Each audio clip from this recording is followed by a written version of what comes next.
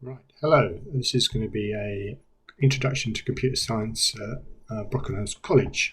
Right, so this is computer science. It's going to give you a quick overview of this course structure. So there's three main aspects. There's paper 1, paper 2 and paper 3. Paper 1 is an exam that's on the screen, and you have what's called a skeleton program provided by the exam board, and you have to modify that in the exam.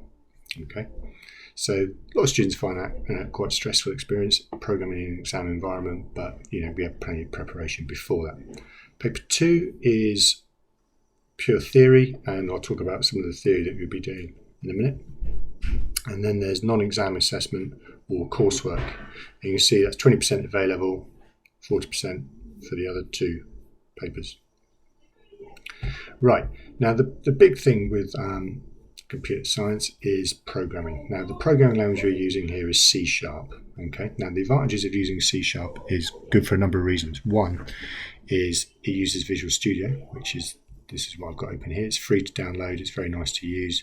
It's C based, so it's very familiar if you're going to be using Java, C++. So this is a console application, and to write, I'm just going to write here. So a console application is just simply, as you've probably done at school, just like your Python, it just pops up with a console. So it's purely text-based. You don't have to worry too much about input and output. It's all nice, and so you can put your if statements in there and so forth. Right.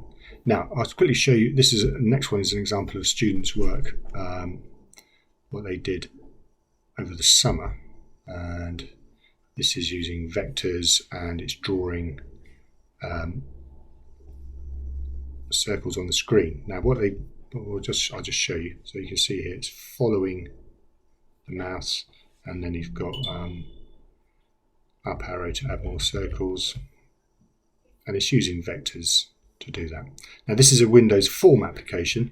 To be honest, graphics isn't a major thing you would use on a Windows Form application, but obviously with the Windows Form application, you can add things to them, such as text boxes, things like that, objects onto your form.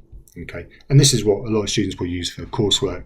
Often they have a back-end database, but there can be graphical ones as well. So it's very flexible to do the programming in Visual Studio, and as I say, it is free. So that's the programming. That's probably about half the course, I would say, is based upon the programming. And if you want to download that, go to Visual Studio, Microsoft.com there, and then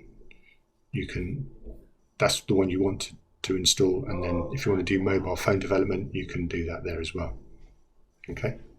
Now, in terms of topics, what we're doing in the first year is we obviously use OneNote to do a lot of our stuff. So obviously you would have done like number systems at school, but again, we take it a bit higher because we'll be using binary points, numbers with floating point numbers as well. We'll also be doing topics that you won't have done at school, like assembly language programming. And as I say, that is something that is really good fun. It's something that, very low level. So in terms of topics, a lot of them are familiar probably to you at school, but will be taken to a high level. And I say there are other ones as well. So for instance, floating point will be completely new. Databases, we go into a lot of detail there, which I don't think you do at school. We do something called the normal form normalization, and again we're connecting that up to a database as well. Second year, I don't really want to talk too much about second year really, but second year topics there, there's a lot of theory on data structures, queues, and things like that as well. So and you can see here, this is like finding the shortest path between these nodes here. So again, but obviously you'll be more concerned about the first year topics, and as I say, it's a lot of programming, but about half of it is theory as well. Okay, so the exams at the end of the 2 years, obviously there will be tests and exams as you go along. At the end of the first year, there'll be the first major exams, and obviously we'll be using that as basis for your predicted grades and things like that. Okay, right, so that's a very general overview of computer science. I hope that is of some help.